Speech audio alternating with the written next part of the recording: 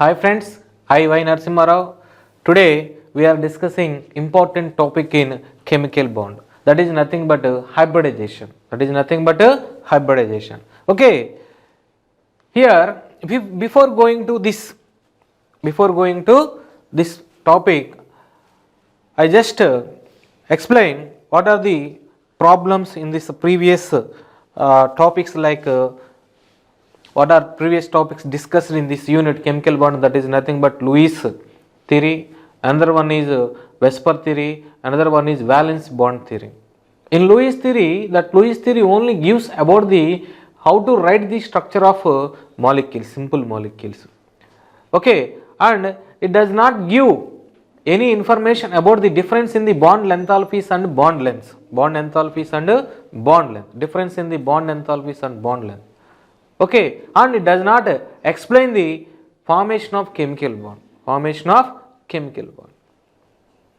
And moreover, in case of Vesper theory, that Vesper theory gives the only information about the distortion of the molecules with repulsions between the lone pair and bond pairs.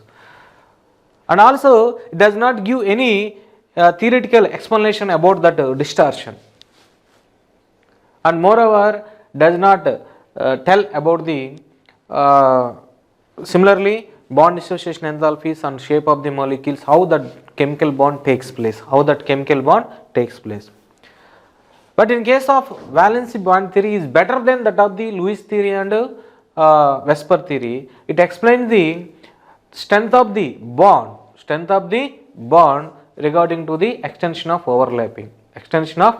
But in case of valence bond theory, the main assumption of valence bond theory is only according to VB theory, valence bond theory, only atomic orbitals having off-filled orbitals undergo overlapping directly with another atomic orbitals of off-filled orbitals. Okay, according to this, it cannot explain the tetravalency of carbon. Why? Because the valency of carbon is 4. Every carbon able to form 4 bonds with other elements or same carbon element. But according to valence bond theory, carbon has only 2 unpaired electrons. It able to form 2 bonds according to valence bond theory, but it forms 4 bonds. So, to overcome these problems, Pauling introduced the concept is nothing but hybridization. In this hybridization, we can explain the geometry of molecule, we can explain the geometry of CH4 molecule or ammonia molecule, whatever may be, and also we can explain the shape of the molecules. Okay, how that tetravalence of the molecule is, tetravalence of the carbon is also explained by him. Okay, so regarding to explain all these concepts, Pauling introduced that new concept, that is nothing but hybridization. Okay, in this video, the main contents are what is hybridization and what are the features of hybridization and what are the conditions for the hybridization,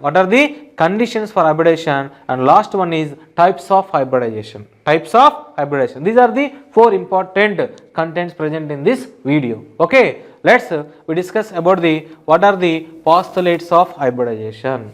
What is the definition of hybridization? Okay, here the Pauling introduced this concept. Already Pauling also one of the member to explain the valence bond theory. In that valence bond theory, the problems arised in that valence bond theory are explained in this hybridization. The concept of hybridization are introduced by the member who already one of the member in that valence bond theory is nothing but Pauling. Okay, according to him, what is hybridization means? One or more atomic orbitals are combined to form a new set of equivalent orbitals is known as the hybrid orbitals, and entire this phenomena is called hybridization. Okay, and for example, if I take an example, that is nothing but sp2 hybridization. Here 2s atomic orbitals are combined with 2p x orbitals and 2p y orbitals. These three atomic orbitals are combined with each other. Before going to intermixing with each other, the shape of this s orbital is spherical and the shape of this p orbital is dumbbell and py orbital is also dumbbell. After intermixing with three atomic orbitals like this, intermixing with each other to form a new set of hybridized orbitals. Three atomic orbitals are involved to form three hybridized orbitals. In that atomic orbital, in this hybridized orbitals involved one s orbital and two p orbitals. That's why these three orbitals are called sp2 hybridized orbitals. Now, after forming this sp2 hybridized orbitals, all are having symmetrical shape and having same energy. Before overlapping, they have different shapes, different energies. They vary with a little bit of energy difference. After intermixing to form a new set of hybridized orbitals, they are all are having symmetrical shape and symmetrical energy, same energy. Okay, the best example is sp2 hybridization. sp2 hybridization. Okay, let's we discuss what are the silent features of hybridization. Silent features of hybridization. In this, the first point is, in hybridization we mix certain number of orbitals but not electrons. We mix only orbitals. Okay, irrespective of the electrons, and here n number of atomic orbitals are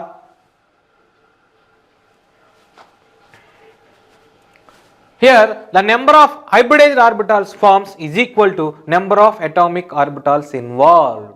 It means n number of atomic orbitals are combined to form n number of hybrid orbitals. N number of hybrid. In previous slide also we discussed 3 atomic orbitals involved to form 3 hybridized orbitals. These 4 atomic orbitals involved to form 4 hybridized orbitals. Okay, and the next point is, only orbitals of similar energy can be mixed to form hybrid orbitals. Similar energy, not completely equal. For example, 2s atomic orbitals mixed with 2p or 2px, 2py, 2pz orbitals, but not 3s and 3px orbitals. Why? Because the energy difference between the 2s and 3s is more, but the energy difference between the 2s and 2px is very less.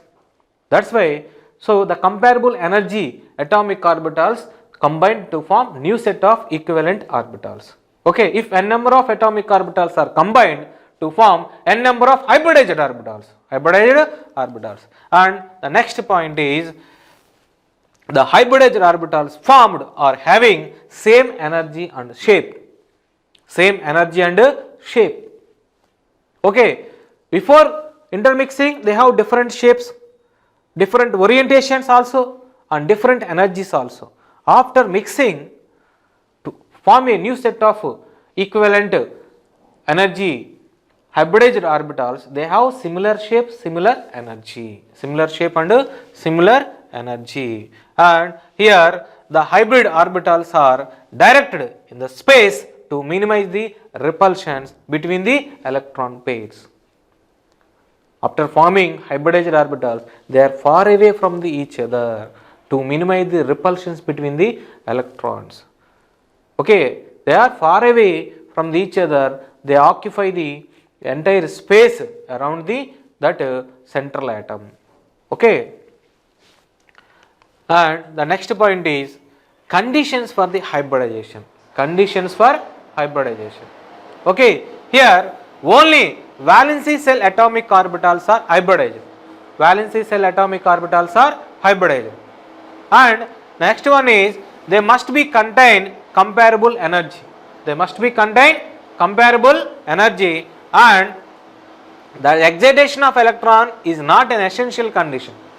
Excitation may take place, may not take place. Excitation may take place and may not take place. Okay, it depends upon the situation. And the next condition is, empty or half filled or filled orbitals participating in the hybridization. This is the important point. Valence bond theory only Half-filled atomic orbitals are undergo overlapping. Here, participate in the bonding. Here, there is no necessity that condition. Even though empty or filled or half-filled atomic orbitals are participating in this hybridization. Okay, that is the most important point.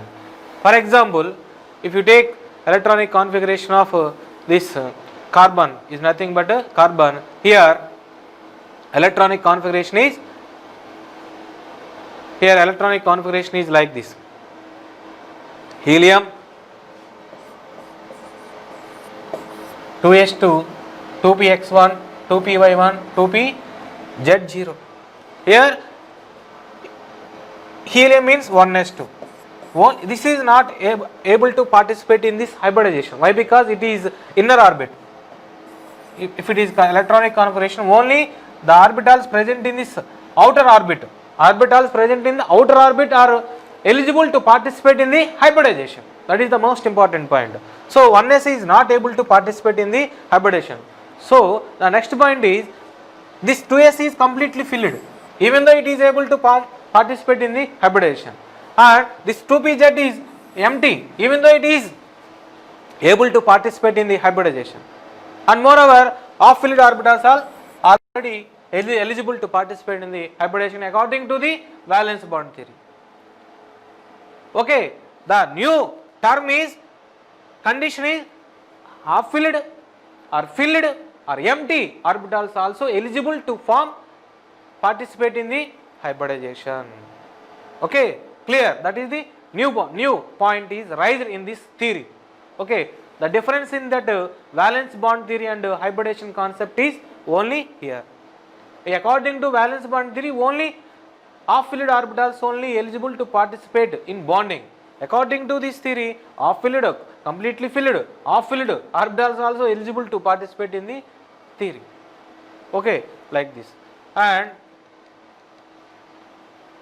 based on the type of atomic orbitals involved in the hybridization, it can be classified into different types. Okay, they are, one is sp hybridization. Here only one s orbital, one p orbitals are involved. And second one is sp2 hybridization. Here one s orbital, two p orbitals are involved. And third one is sp3 hybridization. Here one s orbitals and three p orbitals are involved. And next one is sp3d hybridization. Here one s orbital, three p orbitals, one d orbitals are involved. Totally 5 atomic orbitals are involved to form 5 hybridized orbitals. And last one is sp3d2 hybridization. Here one s orbital, 3 p orbitals, 2 d orbitals are involved. Due to this, resulting these 6 hybridized orbitals are formed.